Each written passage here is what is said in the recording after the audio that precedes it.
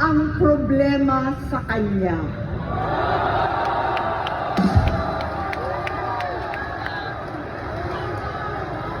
Sa totoo lang, mababasa naman ng lahat ang mga testimonya ng aking ama patungkol sa kanyang ugali at gawain.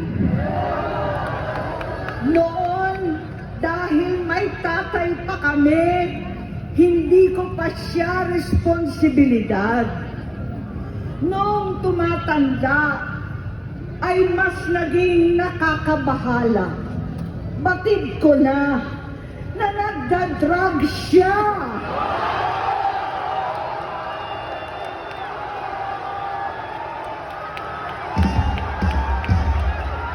Naalaman ko at ng pamilya, naalaman ng pamilya, seryoso ito. Minsan, kami ng Presidential Guard at Metro Gompa ang naglilinis tuwing nagpa-party po sila.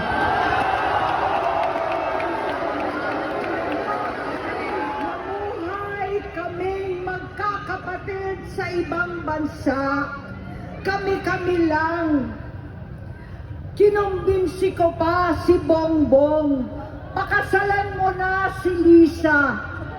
Naisip ko noon, kapag nag-asawa siya, malalagay na sa tahimik at magkakaroon ng direksyon. Ang laki ng pagkakamali ko. Mas lumala ang kanyang pagkalulong sa droga.